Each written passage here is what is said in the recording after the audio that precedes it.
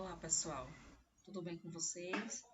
Então, eu sou a professora Lúcia. Eu já iniciei o conteúdo de enzimas com vocês na nossa webconferência e ficou faltando o finalzinho da aula, que eu vou deixar gravado para vocês agora, tá bom? Nós já tínhamos visto o que são enzimas, como elas trabalham, né?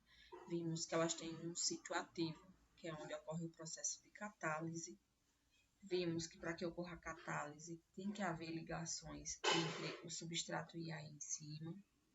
Vimos como que acontece nessas ligações, que essas ligações geram energia, né, que a gente chama de energia de ligação, e é essa energia a energia necessária para o processo catalítico.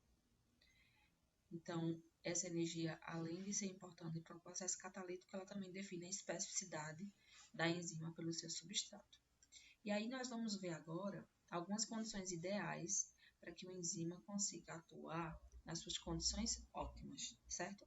As condições ótimas da enzima é a condição na qual ela consiga atuar com a velocidade máxima. Então, vamos lá. Então, quais são os fatores que influenciam a atividade enzimática? O primeiro deles é o pH do meio, né? Então, a gente vai ter enzimas que vão atuar em pH específico, algumas em pHs ácidos e outras em pHs básicos e também algumas em pH neutro. Um outro fator é a temperatura. A velocidade ótima, a velocidade máxima de reação de uma enzima vai depender diretamente das condições de calor daquele ambiente, certo? Então, tem que ser mantido uma temperatura ótima, que não pode exceder nem para mais nem para menos, porque isso vai comprometer a estrutura da enzima e, consequentemente, a sua capacidade de catálise. Um outro fator é a concentração de enzima. Então, imagine, você prepara uma solução de enzimas. Então, quanto mais enzimas você tiver disponível naquela solução, maior será a formação de produto quando eu adicionar o substrato naquele meio, naquela solução, né? Então, quanto mais enzimas estiver disponível, mais produto será formado, desde que a gente também tenha uma concentração de substrato ideal, né? Então, além de ter concentração de enzima, também tem que ter concentração de substrato ideal. E, por fim, um dos principais fatores que interferem na atividade enzimática é a presença de inibidores. Nós temos inibidores que são endógenos, né? Ou seja, as próprias células produzem moléculas que podem inibir ou diminuir a atividade enzimática, e inibidores que são exógenos, né? Então, a gente vai ver também sobre isso. Então, vamos explorar esses 5 pontos, tá bom?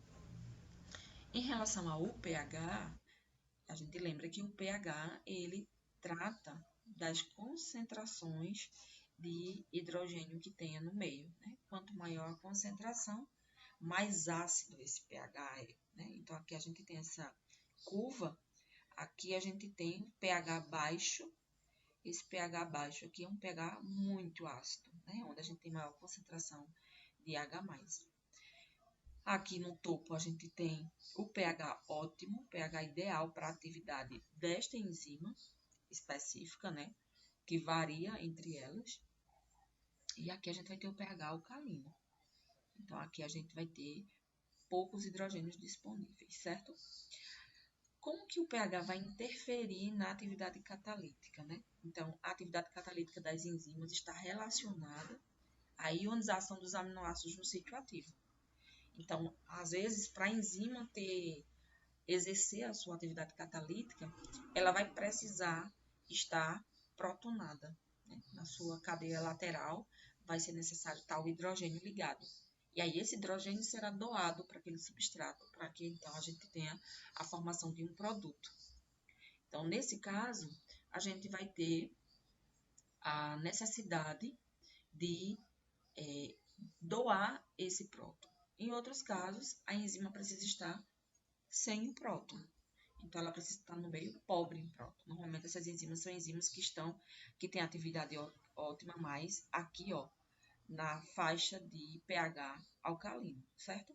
Então, o fato das cadeias laterais dos aminoácidos precisarem estar protonados ou desprotonados justifica porque a alteração do pH compromete a função enzimática, certo? Então, o pH ótimo ele é definido quando a gente estabiliza a temperatura ideal daquela enzima, a concentração de substrato ideal, a concentração de enzima ideal, e aí então a gente testa e identifica qual seria esse pH ótimo, né? Uma outra coisa importante também é que as alterações dos grupos ionizáveis podem afetar a estrutura terciária das enzimas e elas podem sofrer desnaturação. Então, quando as nossas proteínas, né, são expostas a um pH muito diferente do padrão, por exemplo, nós seres humanos, né, o nosso pH padrão é 7,5. Se alterar para mais ou para menos, se for para menos, a gente desenvolve o que a gente chama de uma acidose, se for para mais, uma alcalose. Acidose e alcalose é um quadro patológico, tá? Então, vai atrapalhar no metabolismo do organismo, porque as enzimas não estarão funcionantes, ok? Então, aqui a gente tem um exemplo das fosfatase alcalina e fosfatase ácida. Um exemplo de local onde a gente tem essas enzimas, fosfatase alcalina na próstata, fosfatase ácida na próstata, fosfatase alcalina no fígado. Essas enzimas, elas têm basicamente o mesmo nome, né? Elas são fosfatases, elas removem grupo fosfato do substrato e elas atuam em pHs completamente diferentes, né? Fosfatase ácida, um pH de 4,5, bem ácido. O ótimo dela é exatamente 4,5.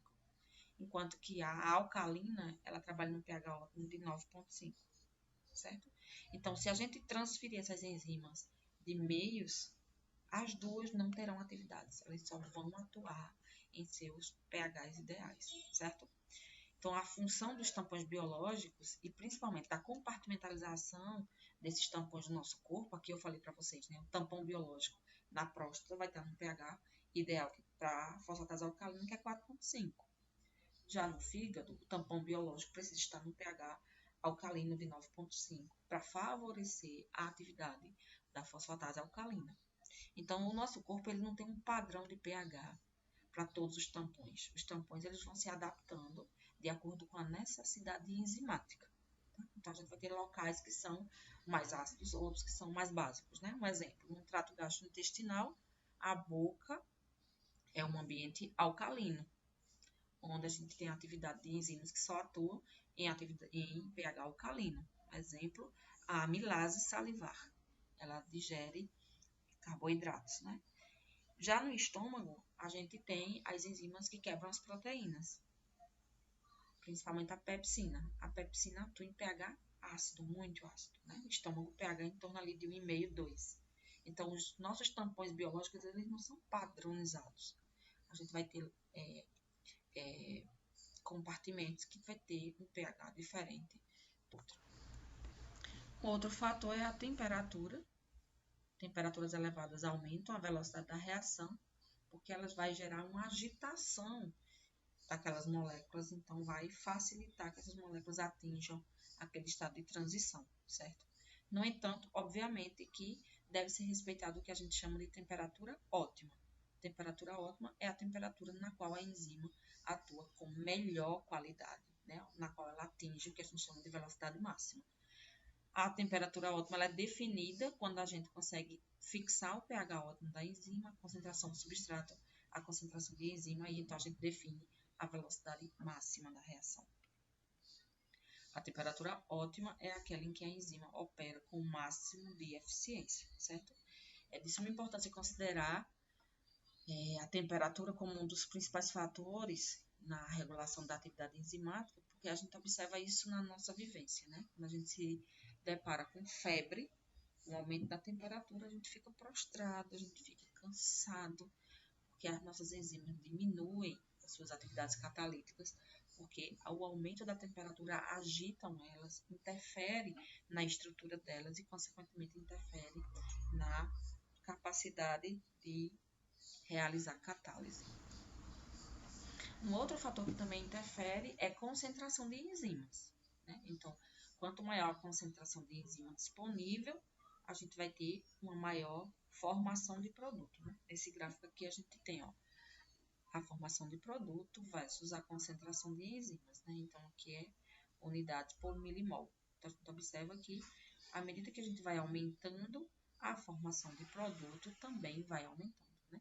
A velocidade da reação, ela aumenta proporcionalmente pela introdução de mais enzimas no sistema, desde que, obviamente, exista substrato disponível para que essa enzima consiga converter ele em produto. A concentração ótima de enzima, ela é definida mantendo um pH ótimo para aquela enzima, concentração de substrato ideal e também temperatura. E o outro fator é concentração de substrato, né? Então, a gente precisa mentalizar como é que a gente compreende isso melhor. A gente precisa compreender que o aumento de substrato também está diretamente proporcional com o aumento da velocidade da reação. Só que existe um parâmetro que a gente deve sempre considerar. Quando a gente pensa em reação enzimática, uma das estratégias que facilita essa compreensão é imaginar um tubo de ensaio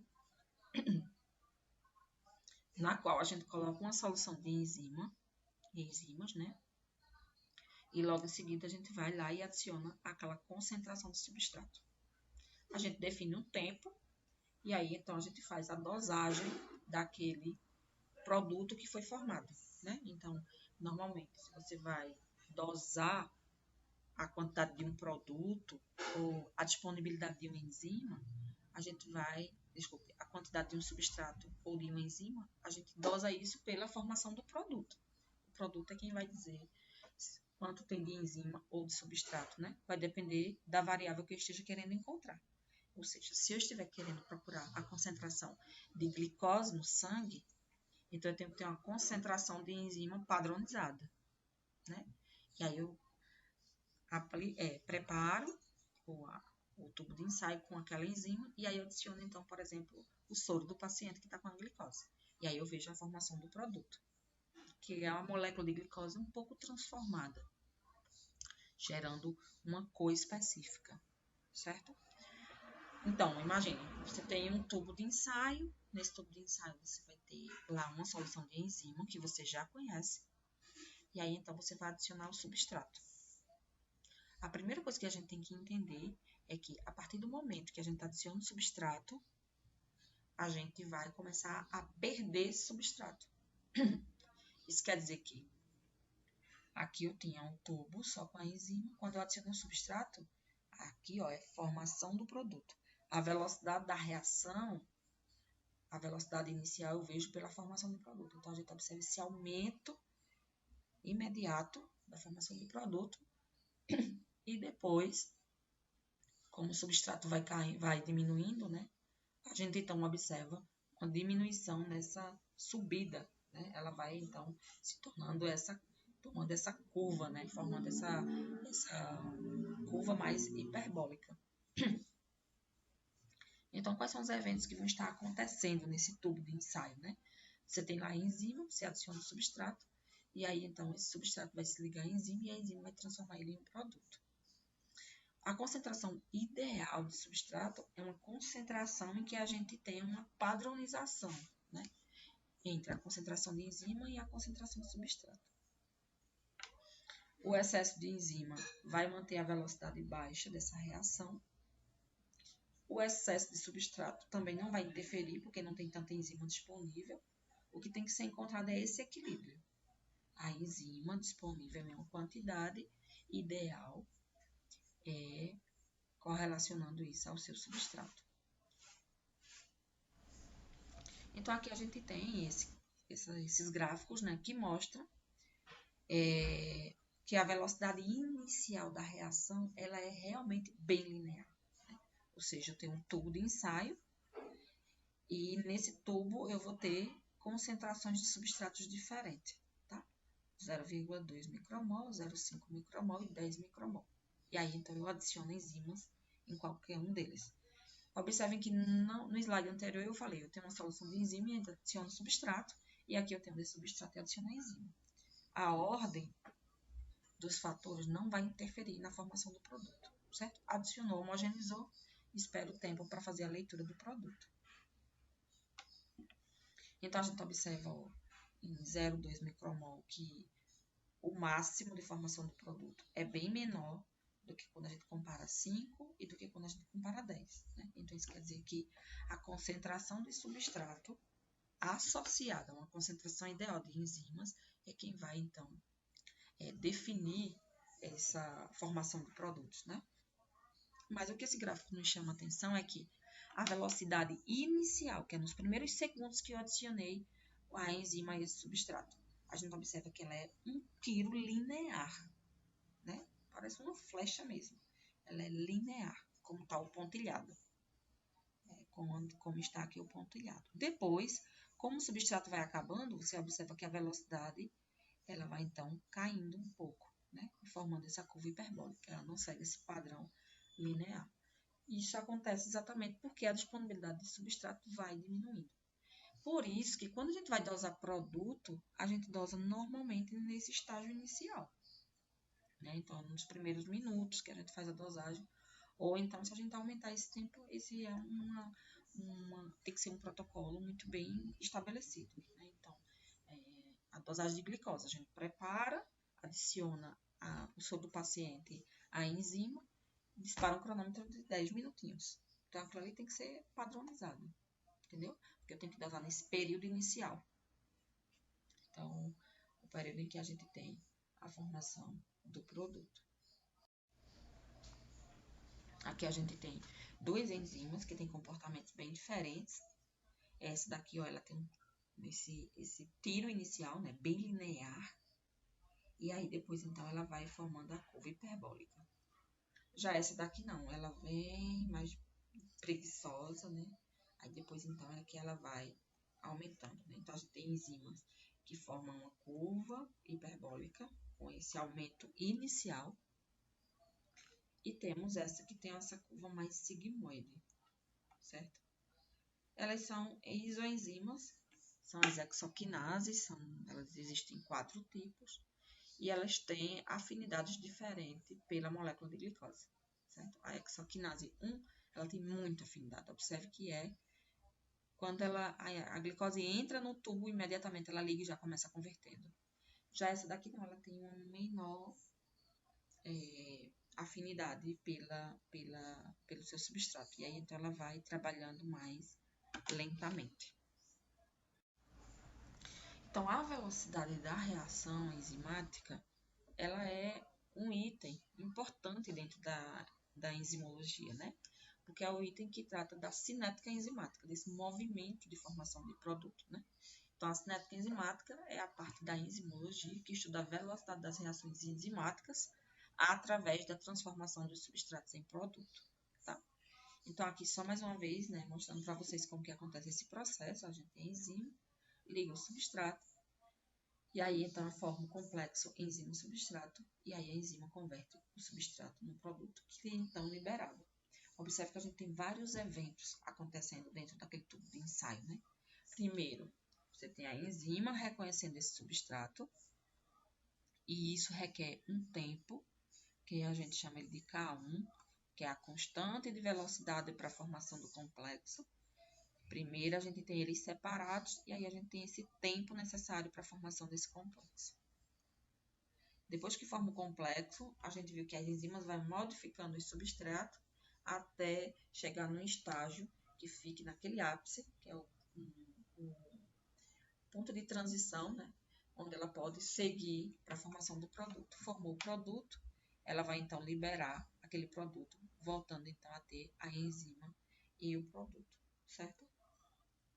Essa enzima, então, vai voltar para reconhecer um novo substrato e conformar um novo complexo. A enzima vai converter o substrato em um produto e, então, vai liberar esse produto, tá?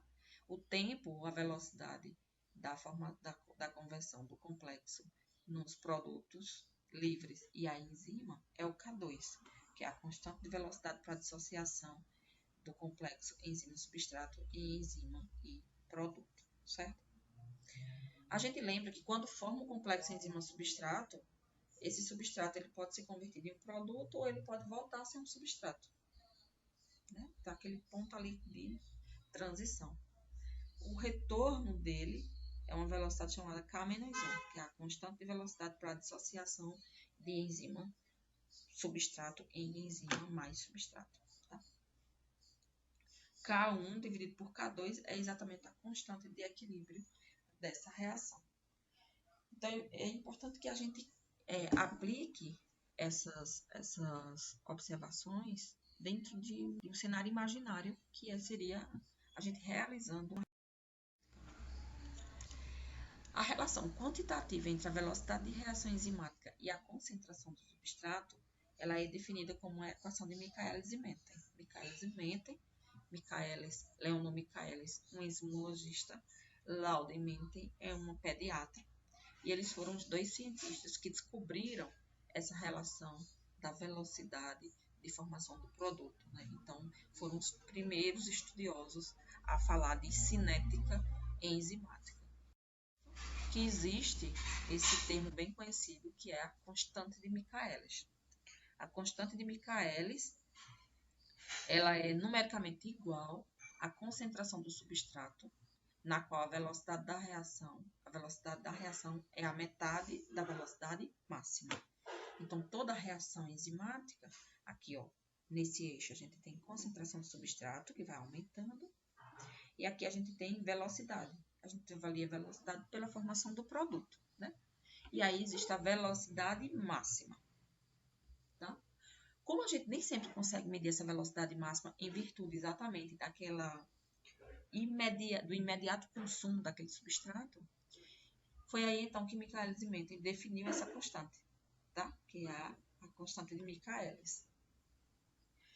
Na constante de Michaelis, a velocidade inicial ela é igual à velocidade máxima vezes o substrato dividido pelo Km mais a concentração do substrato, que é exatamente a metade dessa velocidade máxima, que é o Km. Né? Então, o Km é a concentração de substrato que atinge a metade da velocidade máxima. Então, você pode até não identificar a velocidade máxima na reação, mas você consegue identificar esse Km. Então, se a velocidade máxima seria, por exemplo, 10, a concentração de 10, a gente sabe que 5 seria o Km. O Km é também uma medida de afinidade. Por quê? Porque eu mostrei para vocês no gráfico anterior aquelas duas enzimas. Uma que a curva era hiperbólica, aqui bem próxima, muito semelhante com essa. E a outra que era mais sigmoide. Então, observe que na sigmoide, a velocidade máxima da reação ela é atingida quando a gente adiciona mais substrato. Né? Diferentemente da primeira, né? Em que imediatamente ela atinge aquele Km, né? E fica ali próximo daquela velocidade máxima da reação. Então, aqui ficar mais próximo aqui, ó, desse eixo é um indicativo de afinidade, porque ela imediatamente ela conseguiu chegar ao seu Km, né? Então, se eu tiver duas enzimas e o Km for esse daqui, como está aqui, digamos que seja aqui 1. Se eu tiver uma outra enzima, que o Km seja aqui, então eu sei que essa enzima aqui ela é uma enzima que tem uma menor afinidade do que essa daqui. Certo? Então, o Km também é uma medida de afinidade. O que é importante vocês saberem é que cinética enzimática é um mundo dentro da enzimologia e que não é, de fato, um objeto de estudo para vocês aqui nesse momento, né? Aqueles que quiserem estudar mais sobre enzimas, aí realmente vão precisar se debruçar sobre a cinética enzimática e sobre os aspectos matemáticos desse conteúdo, tá bom? Então, um outro ponto que eu queria trazer para vocês é em relação à regulação alostérica. Desde o início da aula, a gente fala muito em sítio catalítico, né? Que é sítio ativo, que é o sítio catalítico da enzima, onde o substrato se liga e ele então é convertido em um produto. No entanto, algumas enzimas chaves, elas possuem um outro sítio, chamado sítio alostérico. Nesse sítio se ligam algumas moléculas que podem atuar como inibidores ou ativadores dessa enzima, né? Então, essas moléculas se ligam no sítio alostérico. Quando eles se ligam, eles promovem mudança conformacional não covalente. Essa mudança conformacional não covalente, ela vai interferir na atividade da enzima. O substrato ele pode até se ligar no seu sítio ativo, mas a enzima vai estar com a sua capacidade comprometida. Então, essa enzima ela vai precisar ter uma outra, ela vai ter uma outra dinâmica de atividade, certo? Então, a gente pode ter moléculas que estimulam, que são os efetores negativos, eles se ligam e inibem, e os efetores que são positivos, eles vão ativar essa enzima. Então, ele se liga e aumenta a capacidade dessa enzima de converter o substrato, certo? Aqui a gente observa um exemplo de uma enzima alostérica que eu já mostrei até para vocês. Aqui a gente tem uma enzima não alostérica, ela liga ao substrato e faz logo a conversão. E aqui uma enzima alostérica, em que uma molécula pode estar suprimindo a atividade dela. Veja a diferença dessas duas curvas. Uma molécula pode se ligar no sítio alostérico dela e impedir que ela atue com tanta capacidade. Então, ela vai ser uma enzima que vai atuar de forma mais controlada. Quando a gente tira esse efetor negativo, ela volta e recupera a sua atividade enzimática. As enzimas estão presentes em pontos chaves, tá? Elas não são todas alostéricas, mas nas vias bioquímicas, dentro das nossas células, é importante que tenha esses pontos de correção, né? Esses pontos de checagem. Então, aqui a gente tem, por exemplo, uma via muito importante que vocês vão estudar no próximo semestre, chamada via glicolítica ou glicólise. É uma via de quebra da molécula de glicose que acontece no citoplasma das células, formando piruvato, certo? E aí, aqui na via, é uma via com 10 reações, 10 enzimas diferentes. Das 10, 3 sofre regulação alostérica, né? Então, ou seja, as 3 têm sítio alostérico. A primeira é a hexoquinase, a terceira a fosfofrutoquinase 1 e a 10ª, que é a piruvatoquinase. Então, essas enzimas, elas são reguladas, tá? Então, se ela é uma via de produção de energia, então eu preciso saber quais são os fatores que vão estimular ou quais são os fatores que vão inibir essas enzimas, tá? Então, vocês ainda vão estudar vários casos em que a gente vai ver enzimas com esse mecanismo de controle, mecanismo de regulação dela.